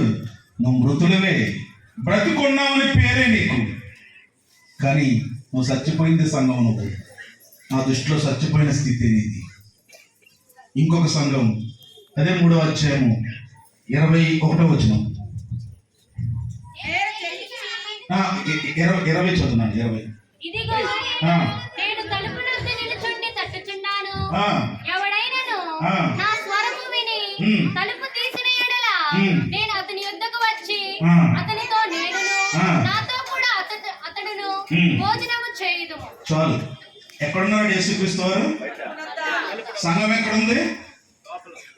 లోపల కూర్చొని ఉంది. ఏం చేస్తుంది? క్రిస్మస్ పండుగ చేసుకుంటుంది, కేకులు కటింగ్ చేసుకుంటుంది, మాంసం మొక్కలతో ప్రేమ విందులు చేసుకుంటుంది, వాక్యాలు అవుతున్నాయి, వాక్యాలు అవుతున్నాయి, ఆరాధనలు అవుతున్నాయి, పార్టీలు అవుతున్నాయి. ఏ సంఘం అది? లవోదికీయ సంఘం. ఆ ఉత్తరం ఎవరు రాశారు తెలుసా? యేసుక్రీస్తు. ఆ ప్రకటన గ్రంథం ముందు వరకు ఉన్న ఉత్తరాలు అనేది అది శిష్యులు రాశారు. ఈ 2వ అధ్యాయం 3వ అధ్యాయం ప్రకటన గ్రంథంలో 7 ఉత్తరాలు యేసుక్రీస్తు వారే రాశారు. ఆయన ఎక్కడున్నాడు? బయట ఉన్నాడు. బయటికి ఆయన పంపించేసి వీళ్ళు లోపల పార్టీలు చేసుకుంటున్నారు. ఎందుకు? వాళ్ళ పెదవులు ఎలాంటి పెదవులట? పాపపు పెదవులట, పాపపు హృదయం అంటది. కడుక్కోలేదట మరకల్ని. ఆయన బయటే ఉండిపోయి ఆయన అన్నాడు, నేను తడుతున్నాను తలుపు. ఎలా తడుతున్నాడు? ఒక్కసారి కడుక్కోవా? నేను పరిశుద్ధుడను, లోపల రావాలంటే మీరు ఎలా ఉండాలి? నేను నీతిమంతుడను, మీతో మాట్లాడాలంటే మీరు ఎలా ఉండాలి? నేను యథార్థవంతుడను, నేను మిమ్మల్ని కౌగిలించుకోవాలంటే మీరు ఎలా ఉండాలి? మరి మీరు ఇవన్నీ ఎలా వస్తుంది? నా రక్తము ద్వారా, నా కల్వరి యాగము ద్వారా, నేను పొందిన దెబ్బల ద్వారా. అందు నిమిత్తమే లోకానికి నేను వచ్చాను. అది గుర్తించకుండా మిగతా అన్నీ చేసుకుంటున్నారే, నన్ను మాత్రం బయటికి తోసేశారే అని బాధపడుతున్నారు ఆయన. నా ప్రియ సంఘమా, మీ సంఘం గురించి అయితే నాకు తెలియదు, ఎలాంటి వారు నాకు తెలియదు, ఏ స్థితి ఉందో నాకు తెలియదు. కానీ ఇంతమందిని చూస్తుంటే దేవుడు అనుకున్నాడు, ఇది నా సంఘం అని పిలుపునివ్వమంటున్నాడు ఆయన. వీళ్ళు నా బిడ్డలని పిలుపునివ్వమంటున్నాడు ఈరోజు నన్ను. ఇది నా బిడ్డలు వీళ్ళు. కానీ ఉన్నారు కొంతమంది నామకార్థంగా జీవిస్తున్నారు. ఇక్కడ నామకార్థంగా జీవిస్తున్నారు, నామకార్థముగా పండగ చేసుకుంటున్నారు. నామకార్థ స్థితిలో ఈ సంఘం కనపడుతున్నారు, కొంతమంది కనపడుతున్నారు. నాకు ప్రియ సహోదరి సహోదరుడా, మార్చుకో. ఎన్నో రోజులు లేవు, అతి త్వరలో యేసే రాబోతున్నాడు. శుద్ధి చేసుకో, స్థిరపరచుకో, సిద్ధపడు రాకడికి. మొదటి రాకడలో ఆయన చేసిన ఆ యాగ ఫలాన్ని నువ్వు అనుభవించు. నువ్వు నీది ఆత్మ వెలిగించబడి అనేక మందికి వెలిగించే బిడ్డగా దేవుడు నిన్ను లేపుతాడు.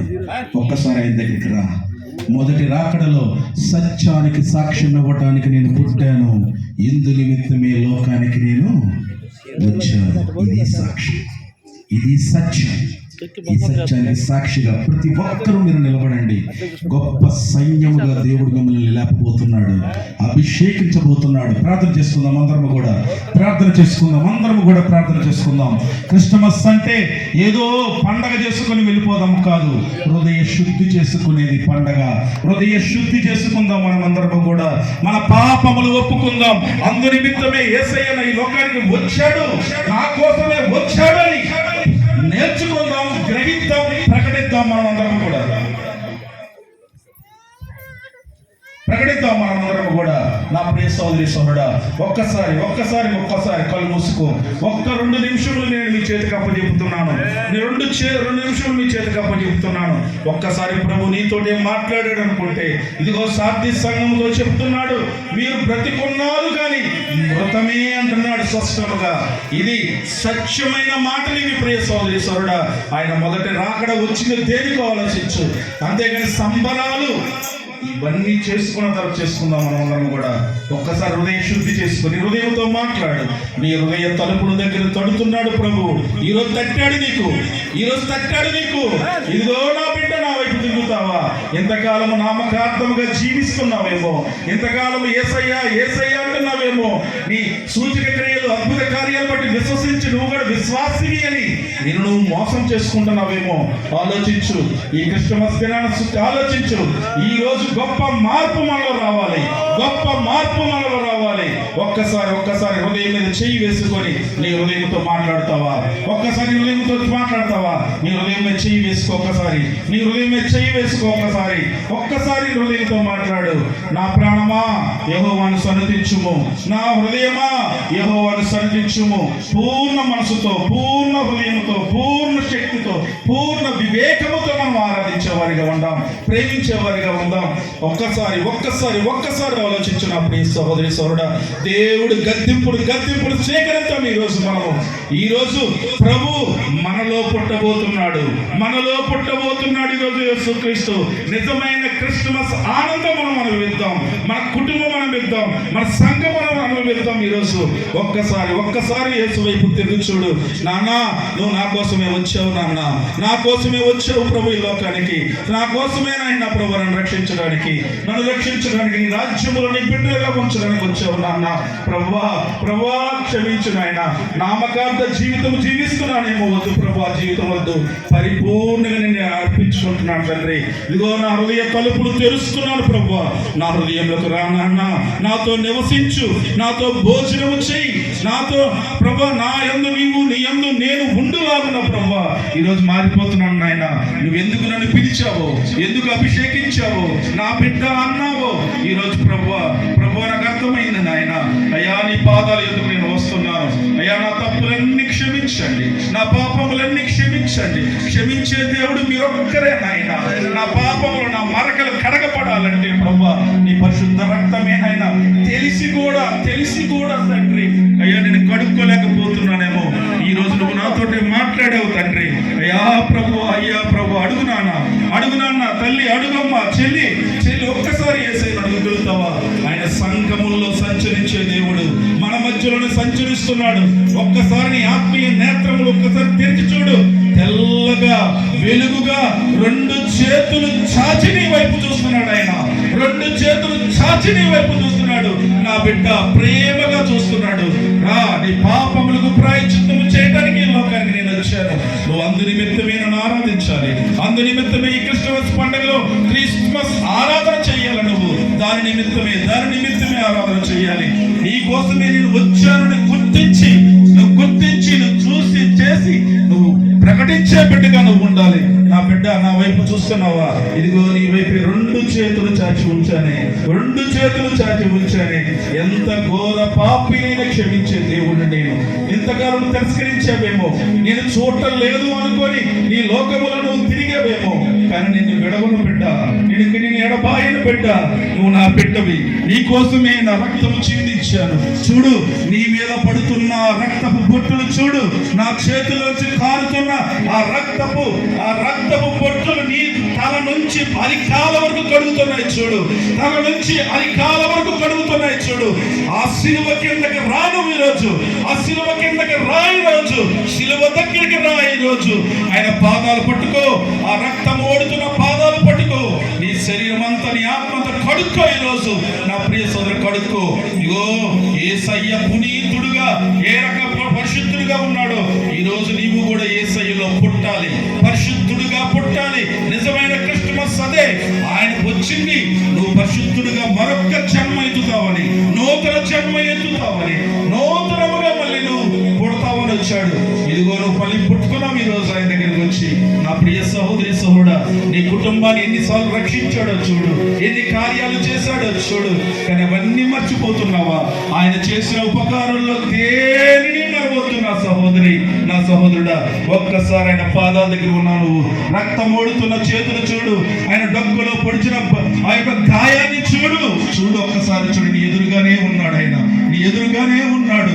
ఇగో తోమాడిగాడు గాయములో వేలు పడితే తప్ప నేను నమ్మనని అటువంటి అపనమ్మకం ఉందా నీకేమన్నా? ఒక్కసారి నీ మనోనేత్రములు చూడు. నీ ఎదురుగానే ఉన్నాడు యేసుక్రీస్తు వారు. ఇంతకాలము ఏ రకంగా జీవించావో వదిలిపెట్టే ఈ రోజుతోటి యేసయ్య నీ హృదయంలో పుడతాడు. తలుపు తీ. ఆయన స్వరం విన్నావు ఈరోజు. తలుపు తీ. ఆ తలుపు తీస్తే నేను నీ ఇంటిలోకి వస్తాను, నీ హృదయములకు వస్తాను, నీతో పాటు నివసిస్తాను. నీ యందు నేను, నా యందు నీవు. ఈ జీవితం అంతా కూడా మహిమకరమైన జీవితం నేను ఇస్తాను, ఆశీర్వాదకరమైన జీవితం నేను ఇస్తాను. నేను నా బిడ్డగా అభిషేకించి తలగా ఉంచుతాను తప్ప తోకగా నేను ఉంచను. నువ్వు నా హృదయంలో స్థానం ఇచ్చాను, నీ హృదయంలో నాకు స్థానం ఇచ్చాను. దేవుడు తలుపు తట్టిన స్వరాలను ఆలకించి తలుపు తీ రోజు నా బిడ్డ, నా సహోదరి సహోదరుడా. ఇదిగో ఈ రోజు నుంచి ఈ బాప్టిస్ట్ సంఘములో వెలిగిన ఈ ఆత్మ దీపము చీకటిలో సంచరిస్తున్న అనేక మంది చూసి ఆ వెలుగు దగ్గరికి పరిగెత్తి రావాలి, ఆ వెలుగు దగ్గరికి రావాలి. ఆ వెలుగు నీవే, నీవే ఆ వెలుగు. ఆయన వెలుగై ఉన్నాడు. నా బిడ్డలు కూడా వెలుగై ఉండాలని కోరుకుంటున్నాడు నా ప్రియ సోదరుడా. ఆ వెలుగు నీవే. వెలుగు చీకటిని పాలతోడేస్తుంది. చీకటి పారిపోయింది ఆ వెలుగులో నుంచి. ఒక్కసారి ఆయన వైపు చూడు, చూడు, చూడు, చూడు. ఈ రోజు మళ్ళీ సమయం రాదేమో, సమయం రాదేమో. ఈ రోజు నీ సంఘములో సంచరించే దేవుడు ఆయన. సంఘమును ఎక్కడ విస్మరిస్తున్నావో, సంఘమును అలక్ష్యం చేస్తున్నావో, సంఘ పరిచర్యలో దూరముగా వెళ్ళిపోతున్నావేమో ఒక్కసారి చూడు. సంఘము నుంచి దూరం అవుతున్నావేమో ఒక్కసారి చూడు. సంఘము నుంచి దూరం అవుతున్నావంటే తెలుసా నీకు? యేసయ్య శరీరములో నుంచి బయటికి వెళ్ళిపోతున్నావు. యేసయ్య శరీరం నుంచి బయటికి వెళ్ళిపోతున్నావు.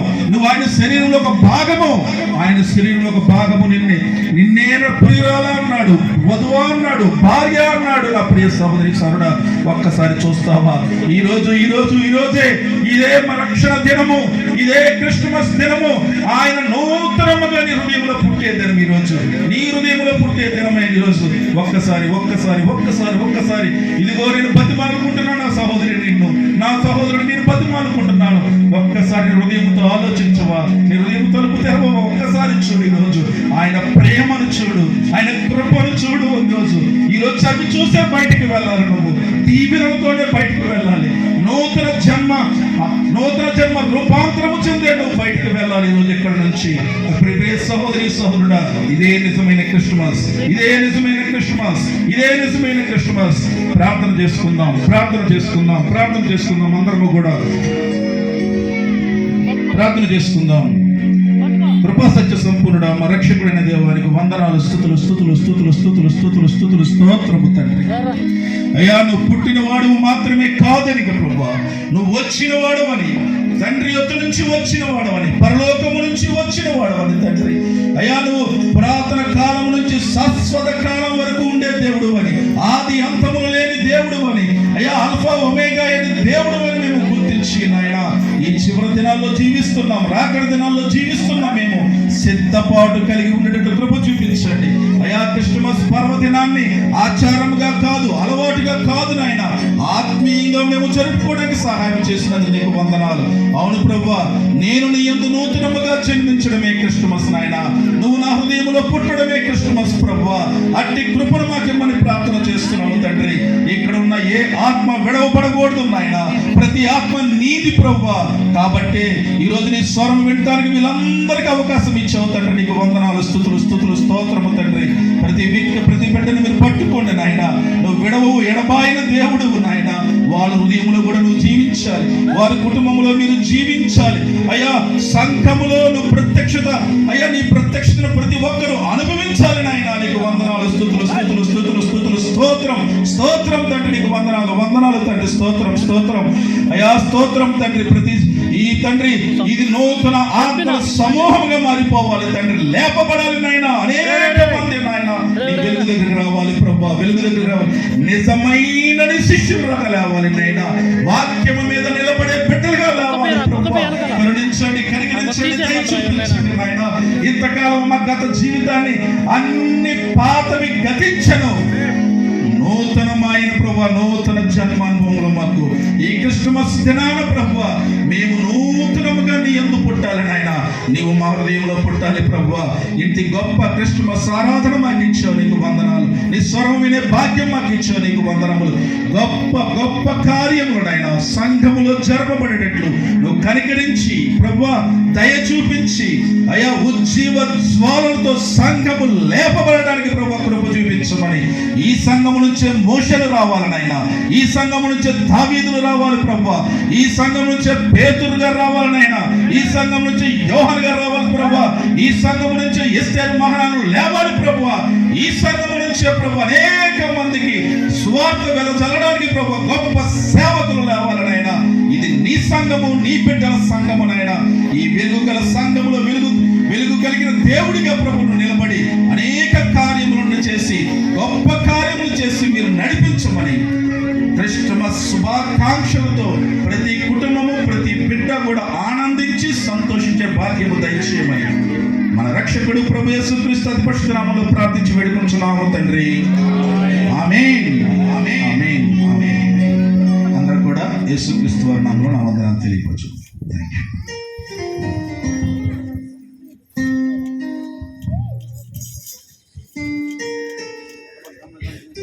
ప్రైసులా దేవునికి మహిమ కలుగును గాక.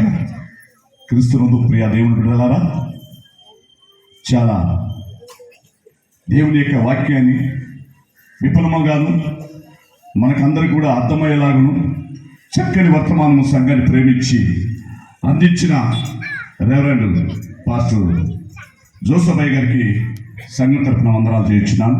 ఒక్కసారి క్లాప్ తప్ప అందరూ కూడా సంతోషంగా తప్పనపడదాం, గౌరవిద్దాం. ప్రైసులా. కాబట్టి ఈ సభ్యులు ఈ క్రిస్మస్ యొక్క ఆరాధన దేవునికి మహిమగాను ఆయనకు ఘనముగాను జరిగినందుకు దేవునికి ఒకసారి హల్లెలూయా, హల్లెలూయా, హల్లెలూయా. ఈ సమయంలో పాస్టర్ రెవరెండ్ జోసఫ్ గారి యొక్క వారి యొక్క పాస్టమ్మ గారు వారి కుమార్తె ఇద్దరు వచ్చి ఈ సమయంలో పాడుతుండగా ఈ సమయంలో ప్రేరేపణ కలిగిన వారు ఈ సమయంలో కానుకలు ఎత్తాలని ప్రవర్తన చూపించున్నారు. అయ్యగారి యొక్క కుమార్తె అలాగనే పాస్టమ్మ గారు ఈ సమయంలో ప్రేరేపణ కలిగిన వారు ఈ సమయంలో కానుకలు ఎత్తాలని ప్రవర్తన చూపించున్నారు. హల్లెలూయా, దేవునికి స్తోత్రం. సర్వయుగములలో సజీవుడవు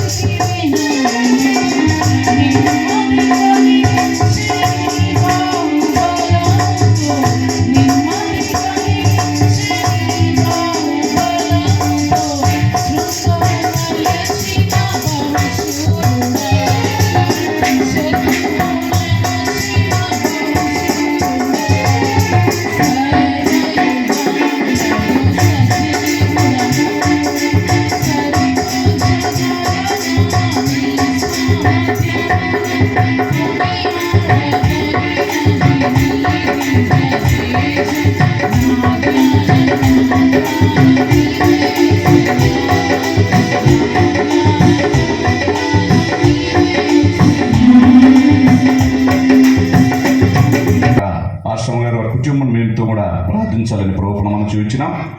దేవుడు మన సంఘంలో జరుగుతున్న ప్రతి ఒక్క ప్రార్థనలు కానీ, ప్రతి ఒక్క నూతన సంవత్సరాలు కానీ, నూతన సంవత్సరాల ఎదుర్కోల ఆరాధన కానీ ప్రతిదీ కూడా దేవునికి మహిమగా జరుగులాగిన మీరందరూ కూడా ప్రార్థించాలని ప్రభువును మనం చూపించినాం. 29వ తారీఖు జరుగుతున్న యొక్క సండే స్కూల్ పిల్లల యొక్క ప్రోగ్రామ్ను మీరందరూ కూడా తల్లిదండ్రులైన వారు మీరందరూ కూడా రావాలి. తల్లిదండ్రులు ఆయన బిడ్డలందరూ కూడా చిత్తపరిచి తీసుకురావాలని కూడా ప్రభువును మనం చూపించినాం. గనుక ఈ సంఘంలో చివరిగా మన మధ్యలో సంఘ పాస్టర్ గారు ఎత్తబడిన కానుకల నిమిత్తము, అలాగనే ఈ సంఘంలో జరుగుతున్న యొక్క క్రిస్మస్ ఆరాధన, అలాగనే రాబోతున్న యొక్క నూతన సంవత్సరం ఎదుర్కోల ఆరాధన, అలాగే 1వ తారీఖు జరగబోతున్న నూతన సంవత్సరం యొక్క ఆరాధన, అలాగనే సండే స్కూల్ పిల్లల యొక్క ప్రోగ్రాము, అలాగనే దేవుడు ఆ యొక్క ప్రభు పల్ల ఆరాధన సమస్తం కూడా దేవుని యొక్క ఆధీనంలో ఉంచుకుని జయకరముగా జరుగులాగిన మీరందరూ కూడా ప్రార్థించాలని ప్రభువును మనం చూపించినాం. అలాగే నిజమైన ఒక స్తుతి కానుక దేవుని మందిరానికి తీసుకొచ్చారు. కాబట్టి దుడ్డు ప్రకాష్, అలాగే శాంతి స్వాతి దేవుడు వారికి చేసిన మేలు నిమిత్తమై ఈ సమయంలో స్తుతి కానుక దేవుని సన్నిధికి తీసుకొచ్చారు. దేవుడు ప్రభు వారికి రెట్టింపు ఆశీర్వాదమును వారికి అనుగ్రహించినట్లుగా ప్రార్థించాలని ప్రభువును మనం చూపించినాం. ఈ సమయంలో చివరిగా మన సంఘ పాస్టర్ గారి యొక్క ప్రార్థన ఆశీర్వాదంతో ఈ కూడికను ముగించుకుందాం. Praise Lord. ఈ క్రిస్మస్ ఆరాధనను ముగించుకుందాం.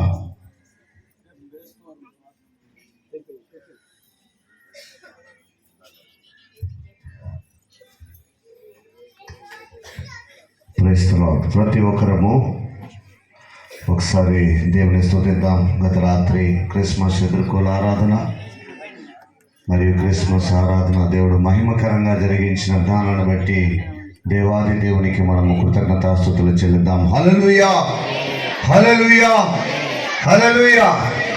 దేవునికి మహిమ కలుగును గాక. ప్రతి ఒక్కరము ప్రార్థిద్దాం.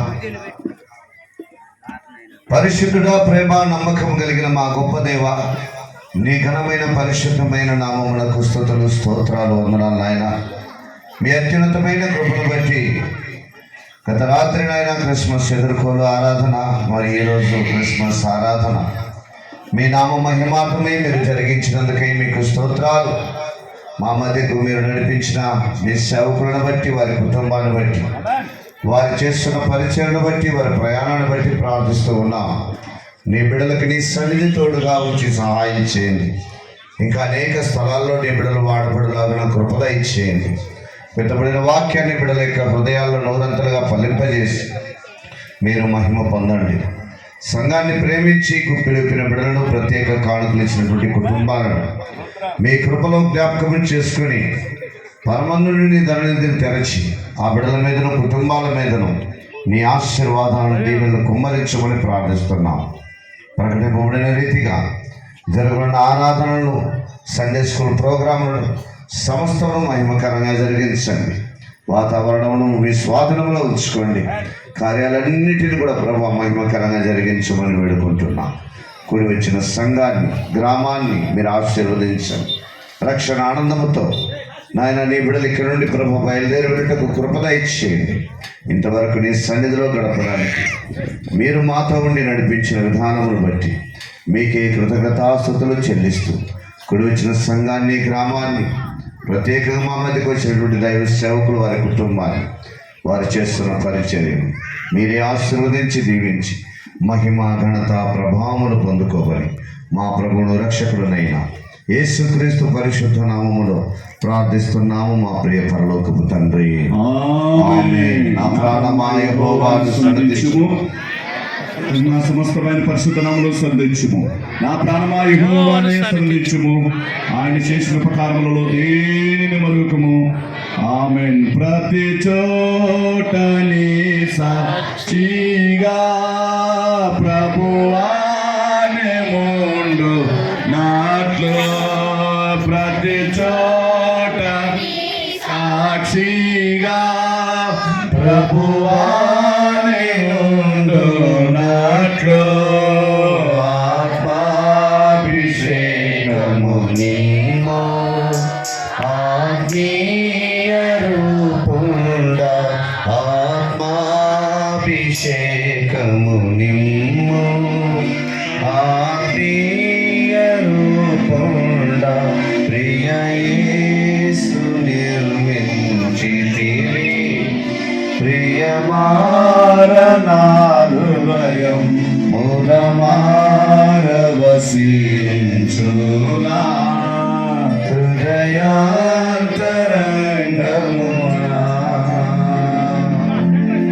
దైవాశీర్వాదం, మన పరమ తండ్రి అయిన దేవుని యొక్క ప్రేమయు, మన ప్రభు అయిన యేసు క్రీస్తు యొక్క కృపయు, పరిశుద్ధాత్మన్యుని సహవాసం, త్రియేక దేవుని సన్నిధి, సహాయము, నడిపింపు, కాపుదల, భద్రత నిత్యమైన రాకడ పర్యంతరం వరకు కూడి వచ్చిన సంఘానికి, గ్రామానికి, మన విశేషంగా మన మధ్యకు వచ్చినటువంటి దైవ సేవకులకు, కుటుంబానికి, వారు చేస్తున్న పరిచర్యకు తోడయుండి బహుగా ఆశీర్వదించి ఆయన ఆరోగ్యాలతో, సుఖ సంతోషాలతో, నిత్య సమాధానముతో, క్రిస్మస్ ఆనందముతో కూడి వచ్చిన సంఘాన్ని ఆశీర్వదించి ఆయనే మహిమ పొందును గాక. ఆమేన్. మరొకసారి కూడి వచ్చిన సంఘస్థులకు మరి గ్రామస్తులకు ఎవరి మందికి క్రిస్మస్ శుభాకాంక్షలు తెలియజేసుకుంటున్నాం. కూడి వచ్చిన మిమ్మల్ని 50 మందిని దేవుడు తామే ఆశీర్వదించి తన కృపలో నడిపించి తన అభిషేకముతో నింపి తన రాకడకు సిద్ధపరచును గాక. Amen. Amen. Amen. Praise the Lord. క్రీస్తునందు ప్రియ దేవుని బిడ్డలారా, ఈ సమయంలో ఎవరు కూడా దయచేసి లేచిపోకూడదండి. క్రమవర్షాలను తీసుకోవాలి. ఎందుకంటే మీరు తీసుకునేది ఫలాహారం కాదు, దేవుడు తీసుకుని క్రమంగా వరుసగా వెళ్ళాలని ప్రభుత్వం మనం చూపించిన ఈ సమయంలో మన మధ్యలో ఫ్రాన్సిస్ కుమార్తె, అలాగనే మోష కుమార్తె ముగ్గురు వచ్చి పాడుచుండగా ఈ సమయంలో వరుసగా స్పీడ్ తీసుకోవాలని దయచేసి అలా చేసుకోవద్దండి. ఇప్పుడు దాకా దైవదాసులు వర్తమానం విన్నాము కాబట్టి క్రమంగా వరుసగా తీసుకుని వెళ్ళాలని ప్రభుత్వం మనం చూపించున్నాము.